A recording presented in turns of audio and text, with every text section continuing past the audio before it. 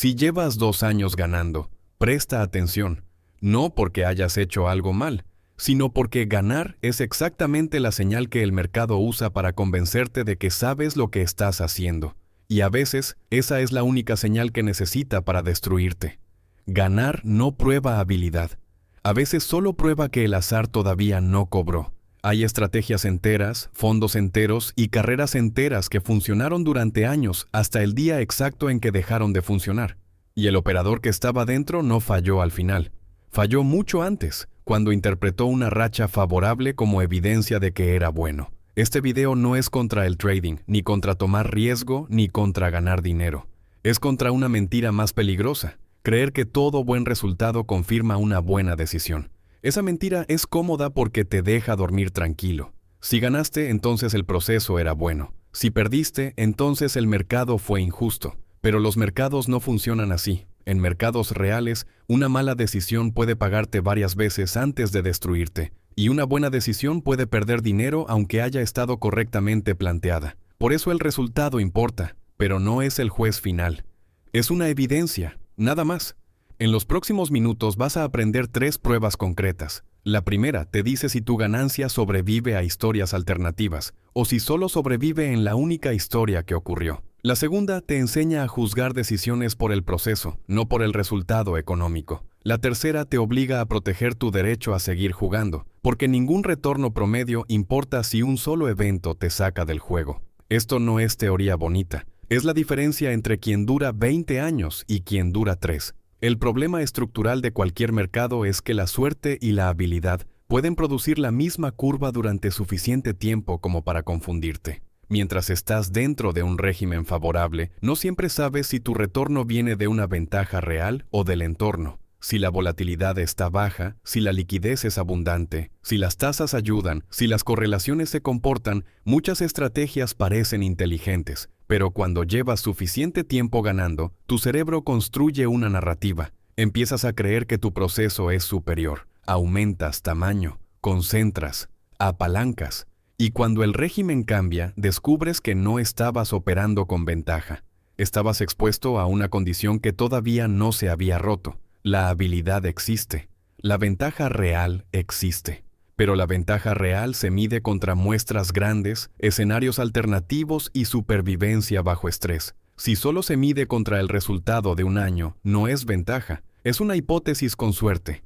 Por eso la pregunta no es solo cuánto ganaste. La pregunta es qué exposición produjo esa ganancia, y si esa exposición sigue viva cuando cambia el entorno. Esa es la tesis de este video. El mercado puede premiarte por una mala decisión durante suficiente tiempo como para convencerte de que eres bueno. Y cuando ya construiste identidad, confianza y tamaño alrededor de esa decisión, el azar cobra la factura. Taleb no sirve aquí como autor para citar en una reseña, sirve como alarma operativa. Te obliga a separar 3 cosas que el ego junta demasiado rápido: resultado, habilidad y supervivencia. Resultado es lo que pasó. Habilidad es la calidad del proceso que pudo producirlo. Supervivencia es la condición que te permite seguir aprendiendo después de estar equivocado. Si solo tienes resultado, no tienes sistema. Tienes una historia agradable. Si tienes resultado y habilidad, pero no supervivencia, tienes una estadística que nadie va a leer cuando ya no estés en el juego. Y si tienes supervivencia sin revisar el proceso, puedes durar, pero vas a aprender lento. El operador serio necesita las 3. Resultado para medir, proceso para decidir, supervivencia para permanecer. Vamos con el primer playbook. Detectar falsa habilidad. Antes de mirar un gráfico, una cuenta o una empresa, tienes que aceptar una incomodidad. El mercado no te entrega etiquetas. No te dice esto fue habilidad, esto fue suerte, esto fue ciclo, esto fue exceso de liquidez. Solo te entrega un resultado. El trabajo del operador es no enamorarse de ese resultado antes de entender de dónde vino. Si no haces ese trabajo, tu propia ganancia se vuelve peligrosa. Porque una pérdida te obliga a mirar, pero una ganancia te da permiso para no revisar nada. Y ahí es donde empieza la fragilidad. Esa es la trampa. Primera prueba. Lo que llamas habilidad, ¿sobrevive si cambio la historia que ocurrió? No me refiero a una fantasía extrema, me refiero a escenarios alternativos razonables. Otra decisión de tasas, otro día de liquidez seca, otra ruptura de correlaciones, otro spike de volatilidad, otro fallo de ejecución. Una victoria solo cuenta como habilidad si habría sobrevivido en varias historias alternativas, no solo en la única que te tocó vivir. El caso clásico es Long Term Capital Management, conocido como LTCM. El fondo tenía premios Nobel, modelos cuantitativos, capital reputacional y retornos sobresalientes. No era un grupo de improvisados. La habilidad técnica era real. El problema es que una estrategia puede ser técnicamente brillante y al mismo tiempo estar construida sobre condiciones que no controla. En el caso de LTCM, la estrategia dependía de correlaciones históricas relativamente estables, liquidez abundante y mucho apalancamiento. Mientras el régimen ayudaba, la curva parecía confirmar sofisticación. Pero cuando llegó la crisis rusa de 1998, las condiciones que sostenían el modelo cambiaron juntas. La liquidez desapareció. Las correlaciones dejaron de comportarse como en el pasado. El apalancamiento amplificó todo. El fondo perdió una parte enorme de su capital en poco tiempo, y un grupo de grandes firmas tuvo que recapitalizarlo para evitar una liquidación desordenada. La lección no es que los modelos sean inútiles, esa sería una lectura pobre. La lección es que un modelo puede describir bien un entorno y fallar cuando ese entorno deja de existir. Eso es distinto. Y es mucho más peligroso porque durante años el modelo puede parecer correcto, puede producir dinero, puede atraer capital, puede convencer a personas brillantes. Pero si no has preguntado qué pasa cuando cambian las condiciones de existencia de tu estrategia, no tienes una estrategia completa. Tienes una apuesta sobre la continuidad del régimen. Aplícalo a ti. Toma tu mayor ganancia de los últimos 12 meses. No la mires como trofeo, mírala como evidencia bajo sospecha. Escribe 5 escenarios alternativos plausibles. 1. Shock de liquidez. 2. Shock de volatilidad. 3. Salto de tasas. 4. Ruptura de correlaciones. 5. Fallo de ejecución o de infraestructura. Ahora pregúntate, ¿en cuántos de esos escenarios mi ganancia todavía tendría sentido? Si solo sobrevive en uno de 5, no era habilidad pura, era posicionamiento afortunado. Y no pasa nada con tener suerte. El problema es aumentar tamaño como si esa suerte fuera ventaja. Ahí es donde el azar empieza a financiar tu exceso de confianza. El error común es asumir que resultado positivo durante varios meses o varios años valida el método. No necesariamente. A veces solo prueba que tu método aún no encontró el escenario para el que era frágil. Esa es la diferencia entre supervivencia temporal y habilidad robusta. La supervivencia temporal dice, todavía no explotó. La habilidad robusta dice, entiendo qué condiciones me pagan, qué condiciones me dañan y qué condiciones me sacan del juego.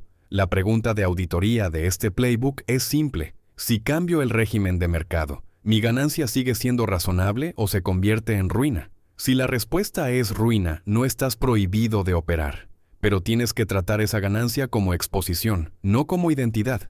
Porque cuando conviertes una exposición favorable en identidad, dejas de verla. Y lo que no ves, lo escalas.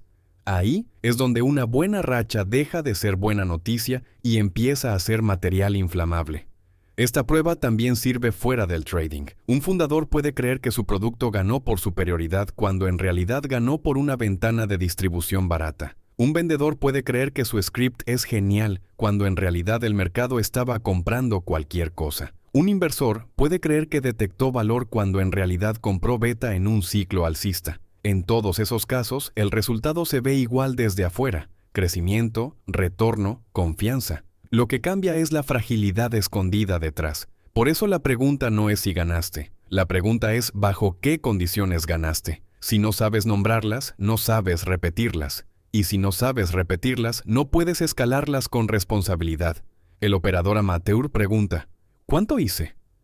El operador profesional pregunta, ¿qué tenía que ser cierto para que esto funcionara? Esa diferencia parece pequeña, pero cambia todo, porque el primero escala emoción. El segundo escala condiciones verificables. Segunda prueba, la decisión era buena o el resultado fue bueno. No son la misma cosa. Una buena decisión puede perder dinero y una mala decisión puede ganarlo. Si confundes esas dos cosas, replicas el error y lo escalas.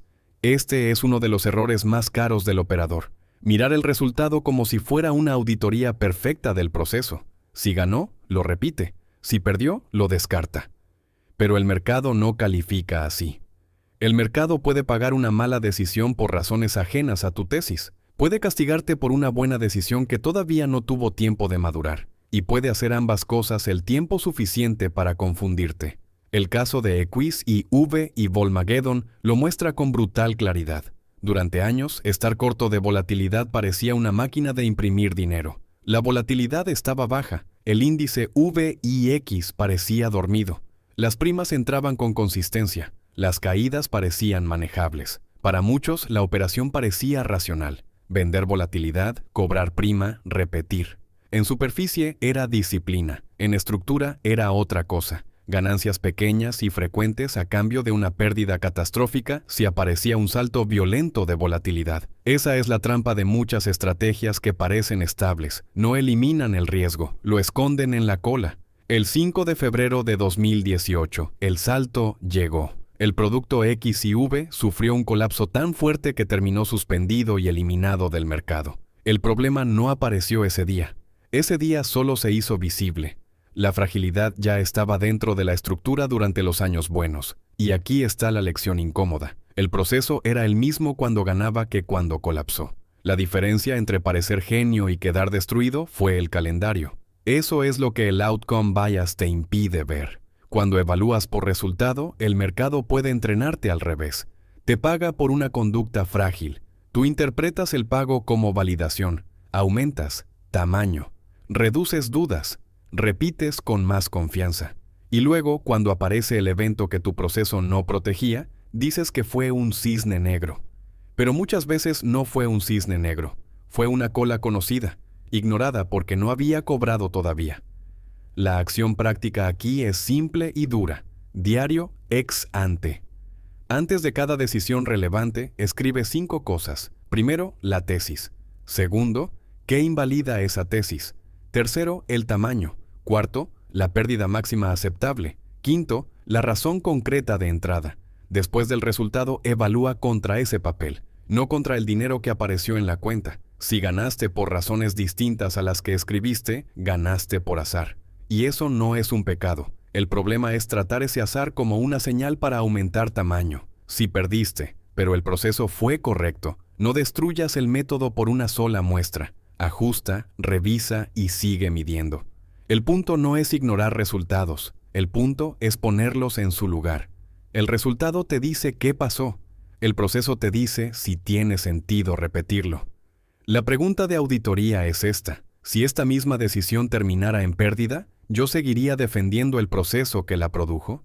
Si la respuesta es no, probablemente nunca tuviste proceso, tenías apego al resultado. Y si solo puedes defender una decisión cuando gana, entonces no estás tomando decisiones.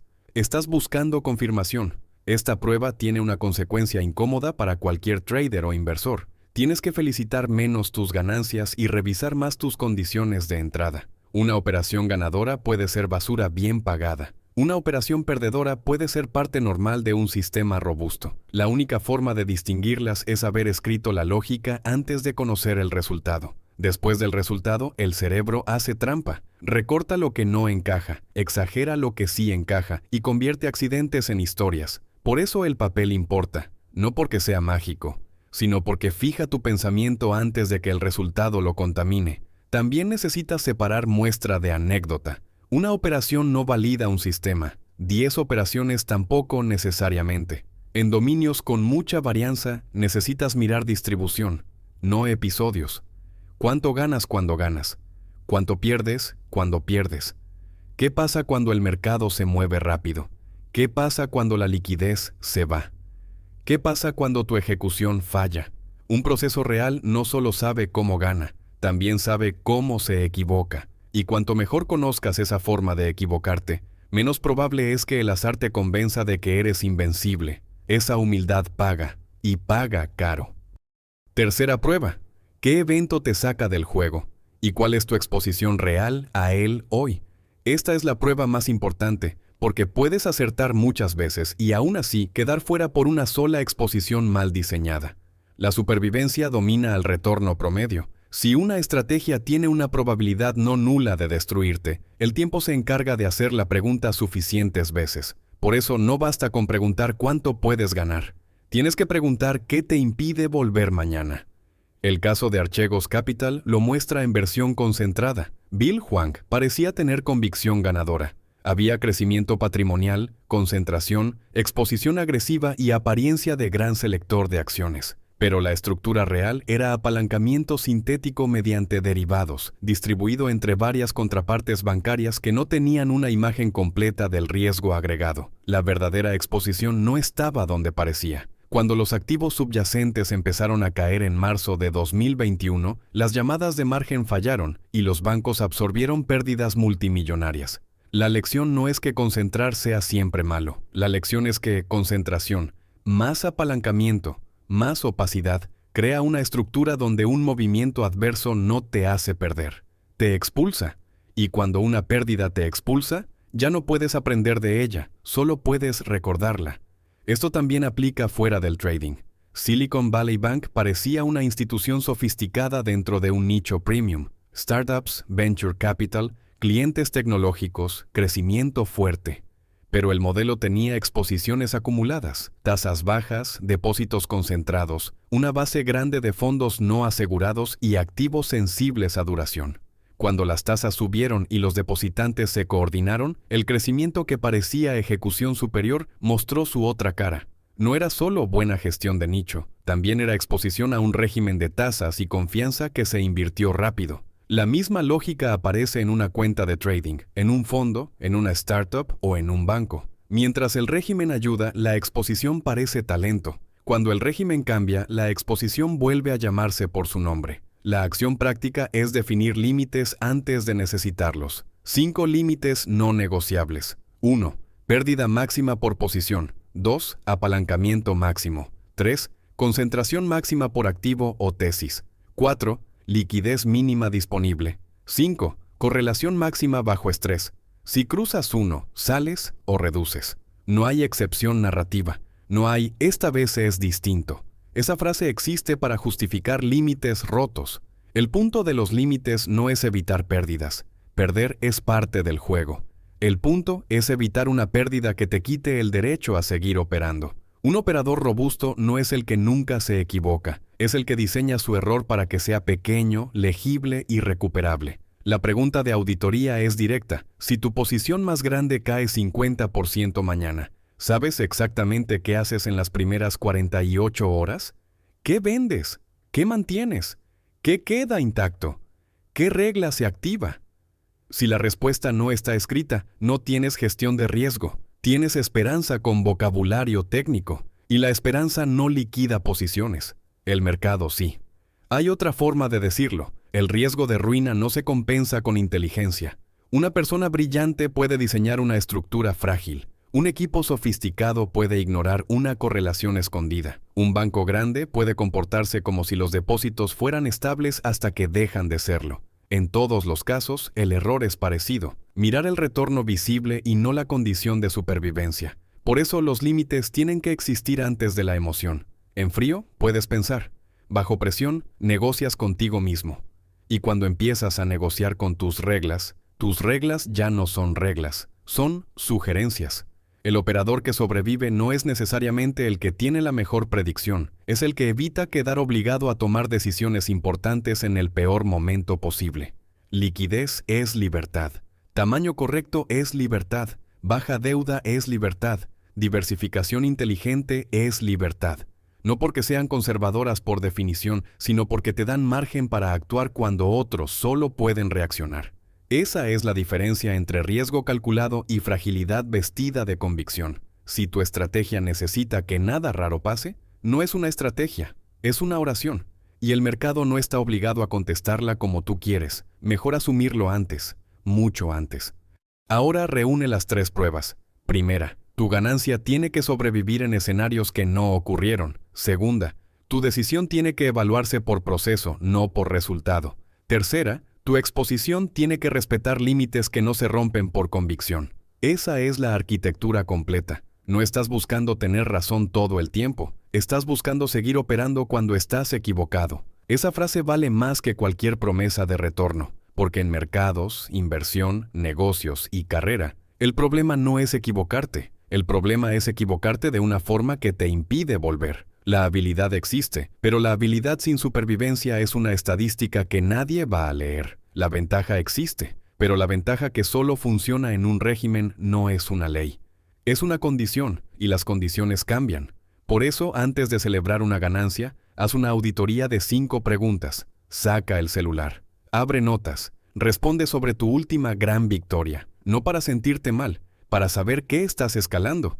Primera pregunta. ¿En qué régimen específico ocurrió esa ganancia? Nombra las condiciones. Tasas, volatilidad, liquidez, correlaciones, flujo de mercado. Si no puedes nombrarlas, no sabes contra qué estabas expuesto. Segunda pregunta. Si cambian 2 de esas condiciones al mismo tiempo, ¿la ganancia sigue siendo razonable o se convierte en pérdida grande? Sé honesto. Esta sola pregunta filtra muchas estrategias vendidas como ventaja cuando en realidad eran dependencia de entorno. Tercera pregunta. ¿Escribiste tu tesis antes de entrar? ¿Sí o no? Si no la escribiste, no sabes si ganaste por tu razón o por una razón distinta. Y si fue por una razón distinta, no la puedes replicar a propósito. Cuarta pregunta. ¿Cuál es la pérdida máxima que invalidaría tu proceso completo? No solo esta operación. Si no tienes un número, tu proceso no tiene proceso. Quinta pregunta. ¿Cuántos otros operadores usaron tu misma estrategia y ya no están? Si no conoces a ninguno, probablemente estás mirando solo el lado que sobrevivió. Estás aprendiendo de los ganadores visibles y olvidando la evidencia silenciosa. Esta auditoría toma 10 minutos, pero esos 10 minutos pueden valer más que el último año de retorno, porque te muestran qué parte de tu confianza viene de proceso y qué parte viene de una historia que el resultado te dejó contar. No juzgues una decisión solo por el dinero que produjo. Júzgala por el riesgo invisible que aceptaste para conseguirlo. Si no sabes distinguir suerte de habilidad, tu ganancia no es una ventaja. Es una factura pendiente con la probabilidad. Y cuando la probabilidad cobra, no negocia. Ahora quiero que hagas algo más útil que comentar gran video. Cuéntame una decisión reciente que salió bien, pero no me cuentes solo cuánto ganaste. Cuéntame la tesis que tenías antes, la pérdida máxima que aceptaste y el escenario alternativo que te habría sacado. Si no puedes contarme eso, tal vez ganaste por azar. Y está bien, siempre que lo sepas. Lo peligroso no es tener suerte. Lo peligroso es confundirla con habilidad y escalar como si el mercado te hubiera certificado. En Playbooks de Caja no resumimos libros, convertimos ideas en sistemas de decisión. Y este sistema se reduce a una regla. Antes de aumentar tamaño, antes de cambiar de estrategia, antes de construir identidad alrededor de una racha, pregúntate qué parte de esto seguiría funcionando si el régimen cambia mañana. Si la respuesta es nada, no tienes edge, tienes clima favorable. Y el clima cambia. Nos vemos en el siguiente Playbook. Cierro con una distinción práctica. No se trata de volverte paranoico, se trata de volverte calibrado. El paranoico ve riesgo en todo y no actúa. El ingenuo ve ganancias y cree que ya entendió el juego. El operador calibrado actúa, pero sabe que no sabe. Toma riesgo, pero lo dimensiona. Acepta la suerte, pero no le entrega el volante. Revisa el resultado, pero no se arrodilla ante él. Esa es la madurez que este libro exige. No menos ambición, mejor lectura del azar. Porque el objetivo no es ganar una vez y contar una historia bonita. El objetivo es construir un proceso que pueda recibir ganancias sin volverse arrogante, pérdidas sin volverse loco y eventos raros sin desaparecer. Si logras eso, no necesitas predecir cada movimiento. Necesitas sobrevivir lo suficiente para que tu ventaja real tenga tiempo de aparecer. Esa es la diferencia entre jugar al mercado y ser jugado por él. Y esa diferencia importa, mucho más de lo que parece, hoy.